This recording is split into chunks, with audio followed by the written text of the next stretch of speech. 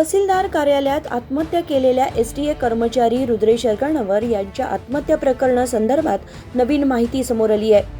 या प्रकरणातील आरोपी तहसीलदार नागराज नागरगाळ आणि अशोक काबल्लिगेर यांची एसीपी एच शेखरप्पा यांनी गुरुवारी सखोल चौकशी केली.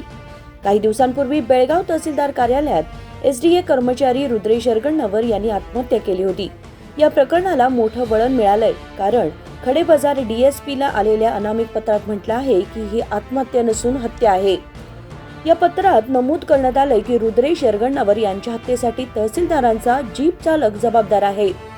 पोलिसांनी तहसीलदारांची चौकशी केल्यास संपूर्ण सत्य उघड होईल असं पत्रात नमूद केलंय. हे पत्र पोलीस आयुक्त, जिल्हाधिकारी, प्रादेशिक आयुक्त, राज्यपाल, एसी आणि मानवाधिकार आयोगाला पाठवण्यात आलंय अशी माहिती मिळाली आहे. रुद्रेश यांनी आत्महत्या करण्यापूर्वी तहसीलदार कार्यालयाच्या व्हॉट्सअप ग्रुपवर संदेश टाकून म्हटलं होतं की माझ्या मृत्यूला तहसीलदार नागराज, सोमू आणि अशोक काबल्लिगेर जबाबदार आहेत. सर्वांनी न्यायासाठी लढा द्यावा.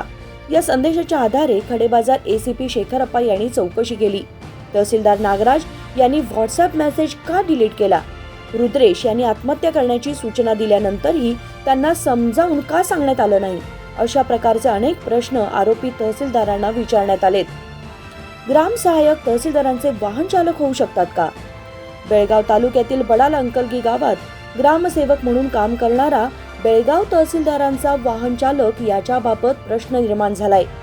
एसडीए कर्मचारी रुद्रेश यरगणवर यांच्या आत्महत्येचा आरोप असलेल्या तहसीलदार नागराज नागरगाळ यांचा वाहन चालक बडाल अंकलगी गावात ग्रामसेवक म्हणून नियुक्त होता. मात्र गेल्या 15 वर्षांपासून ग्रामसेवकाचं वेतन घेणारा हा व्यक्ती तहसीलदार कार्यालयात वाहन चालक म्हणून काम करत असल्यानं गावकऱ्यांमध्ये संताप आहे.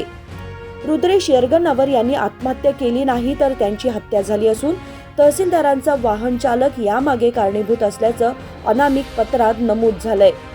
गावकऱ्यांचं म्हणणं आहे की चौकशी दरम्यान पोलिसांनी या वाहन चालकाला विचारलं पाहिजे की तो सरकारी योजना जनतेपर्यंत पोहोचवण्याऐवजी वाहन चालक म्हणून का काम करत होता.